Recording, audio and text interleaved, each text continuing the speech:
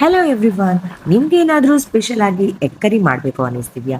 So please try this Afghani egg curry recipe. ಇದು ಮಾಡೋಕ್ಕೆ ಎಷ್ಟು ಈಸಿನೋ ಟೇಸ್ಟ್ ಕೂಡ ಅಷ್ಟೇ ಚೆನ್ನಾಗಿರುತ್ತೆ. So let start. ಮೊದಲಿಗೆ ಇಲ್ಲಿ ನಾನು 8 ಮೊಟ್ಟೆನ ಬಾಯ್ಲ್ಗೆ ಇಟ್ಟಿದ್ದೀನಿ. ಹಾಗೆಯೇ 2 ದೊಡ್ಡ ಸೈಜು ಆನಿಯನನ್ನು ಸ್ಲೈಸ್ ಮಾಡ್ಕೊಂಡಿದ್ದೀನಿ. ಸೊ ಇದರ ಜೊತೆಗೆ ಸ್ವಲ್ಪ ಜಿಂಜರ್, ಗಾರ್ಲಿಕ್, ಚಿಲ್ಲಿ, ಕ್ಯಾಶ್ಯೂ, ಹಾಗೆ ಸ್ವಲ್ಪ ಪುದೀನ ಹಾಗೆ ಕೊತ್ತಂಬರಿ ಸೊಪ್ಪನ್ನ ಹೆಚ್ಕೊಂಡು ಎಲ್ಲ ಇಂಗ್ರೀಡಿಯೆಂಟ್ಸ್ನ ರೆಡಿ ಮಾಡ್ಕೊಳ್ಳೋಣ. ಮೊದಲು ಪ್ಯಾನ್ನ ಬಿಸಿ ಮಾಡೋಣ. ಆಮೇಲೆ ಎಣ್ಣೆ ಹಾಕಿಬಿಟ್ಟು ಅದರಲ್ಲೇ ಈ ಆನಿಯನ್ ಏನಿದೆ ಅದನ್ನು ಚೆನ್ನಾಗಿ ಫ್ರೈ ಮಾಡಿಬಿಟ್ಟು ಅದರಲ್ಲೇ garlic, green chilli, cashew, ginger ಎಲ್ಲನೂ ಚೆನ್ನಾಗಿ ಫ್ರೈ ಮಾಡ್ಕೋಬೇಕು.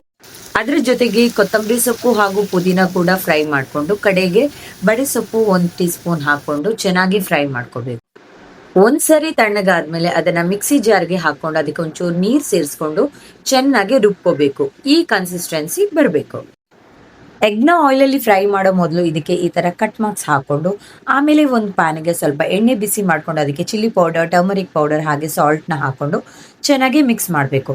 ಒಂದ್ಸರಿ ಈವನ್ಲಿ ಮಿಕ್ಸ್ ಆದಮೇಲೆ ಬಾಯ್ಲ್ಡ್ ಎಗ್ನ ಈ ಪ್ಯಾನ್ಗೆ ಹಾಕಿ ಚೆನ್ನಾಗಿ ಫ್ರೈ ಮಾಡ್ಕೋಬೇಕು. ಸೊ ಒಂದ್ಸರಿ ಇದು ಫ್ರೈ ಆದಮೇಲೆ ಇದನ್ನ ಪಕ್ಕಕ್ಕಿಡೋಣ.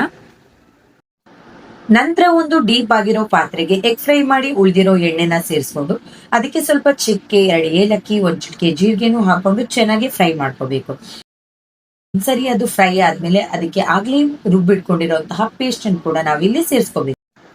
ನಂತರ ಅದಕ್ಕೆ ಸ್ವಲ್ಪ ನೀರು ಕೂಡ ಸೇರಿಸ್ಕೊಂಡು ಚೆನ್ನಾಗಿ ಒಂದ್ಸರಿ ಮಿಕ್ಸ್ ಮಾಡಿಕೊಂಡು ಅದರ ಹಸಿ ವಾಸನೆ ಹೋಗೋವರೆಗೂ ಲಿಡ್ಡನ್ನ ಕ್ಲೋಸ್ ಮಾಡ್ಕೊಂಡು ಬೇಯಿಸ್ಕೋಬೇಕು.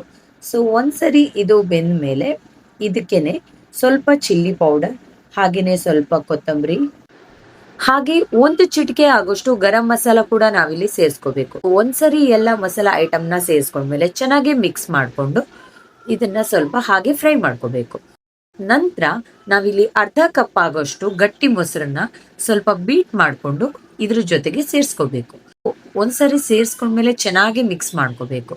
ಸೊ ಮಿಕ್ಸ್ ಮಾಡಿದ್ಮೇಲೆ ಅಗೈನ್ ಲಿಡ್ನ ಕ್ಲೋಸ್ ಮಾಡಿಕೊಂಡು 5 ನಿಮಿಷಗಳ ಕಾಲ ಬೇಯಿಸ್ಕೋಬೇಕು. ಸರಿ ಬೆಂದ ಮೇಲೆ ಇದಕ್ಕೆ ಇವಾಗ ನಾವಿಲ್ಲಿ ಒಂದು ಅರ್ಧ ಕ್ಯೂಬ್ ಅಷ್ಟು ಬಟರ್ ಕೂಡ ಸೇರಿಸ್ಕೊಳ್ಬೇಕು. ಬಟರ್ ಸೇರಿಸ್ಕೊಂಡ್ಮೇಲೆ ಒಂದು ಅರ್ಧ ಕಪ್ ಅಷ್ಟು ಕಾಯಿ ಹಾಲನ್ನು ಕೂಡ ಇದ್ರ ಜೊತೆ ಸೇರಿಸ್ಕೋಬೇಕು. ಸೊ ಕಾಯಿ ಹಾಲು ಹಾಕೋದ್ರಿಂದ ಟೇಸ್ಟ್ ಇನ್ನೂ ಜಾಸ್ತಿ ಎನ್ಹೆನ್ಸ್ ಆಗುತ್ತೆ. ಕೆಲವರು ಕುಕಿಂಗ್ ಕ್ರೀಮ್ ಹಾಕ್ತಾರೆ, ಬಟ್ ನಾನು ಇಲ್ಲಿ ಕಾಯಿ ಹಾಲನ್ನ ಹಾಕೊಂಡಿದ್ದೀನಿ. ಒಂದ್ಸರಿ ಇದನ್ನೆಲ್ಲ ಚೆನ್ನಾಗಿ ಮಿಕ್ಸ್ ಮಾಡ್ಕೊಂಡ್ಮೇಲೆ ಮತ್ತೆ ಇದಕ್ಕೆ ಫ್ರೈ ಮಾಡಿರೋಂತಹ ಮೊಟ್ಟೆಗಳನ್ನ ಸೇರಿಸ್ಕೋಬೇಕು. ಒಂದ್ಸರಿ ಚೆನ್ನಾಗಿ ಇದನ್ನ ಮಿಕ್ಸ್ ಮಾಡಿಕೊಂಡು ಮತ್ತೆ ನೀವು ಲಿಡ್ನ ಕ್ಲೋಸ್ ಮಾಡಿಕೊಂಡು ಒಂದು 5ರಿಂದ 10 ನಿಮಿಷಗಳ ಕಾಲ ಚೆನ್ನಾಗಿ ಬೇಯಿಸ್ಕೋಬೇಕು. ಫೈನಲಿ ನಮ್ಮ ಅಫ್ಘಾನಿ ಎಗ್ ಕರಿ ರೆಡಿ ಆಗಿದೆ. ಸೊ ವೇಟ್ ಗ್ಯಾಸ್ ಆಫ್ ಮಾಡೋ ಮೊದಲು ಇದಕ್ಕೆ ಸ್ವಲ್ಪ ಕಸೂರಿ ಮೇಥಿನ ಹಾಕೊಂಡು ಜಸ್ಟ್ 1 ನಿಮಿಷಗಳ ಕಾಲ ಲಿಡ್ಡನ್ನ ಕ್ಲೋಸ್ ಮಾಡಿಕೊಂಡು ಬೇಯಿಸ್ಕೊಂಡ್ರೆ ನಾವು ಇಷ್ಟು ಹೊತ್ತು ವೇಟ್ ಮಾಡಿರೋಂತಹ ಅಫ್ಘಾನಿ ಎಗ್ ಕರಿ ರೆಸಿಪಿ ಸವಿಯೋಕೆ ಸಿದ್ಧವಾಗಿದೆ. ಸಪೋಸ್ ನಿಮ್ಗೇನಾದ್ರೂ ಕೋಕೋನಟ್ ಮಿಲ್ಕ್ ಇಷ್ಟ ಆಗಿಲ್ಲ ಅಂತಂದ್ರೆ ಅದ್ರ ಬದಲು ನೀವು ಕುಕಿಂಗ್ ಕ್ರೀಮ್ ಕೂಡ ಯೂಸ್ ಮಾಡ್ಕೋಬಹುದು. ಸೊ ನೋಡಿದ್ರಲ್ಲ ಎಷ್ಟು ಈಸಿಯಾಗಿ ಮಾಡ್ಕೋಬಹುದು ಅಂತ.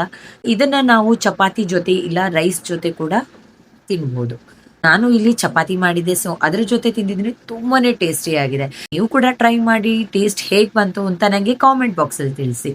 ಸೊ ನೆಕ್ಸ್ಟ್ ವಿಡಿಯೋದಲ್ಲಿ ಮತ್ತೆ ಸಿಗ್ತೀನಿ. ಅಲ್ಲಿವರೆಗೂ love you all, take care, bye.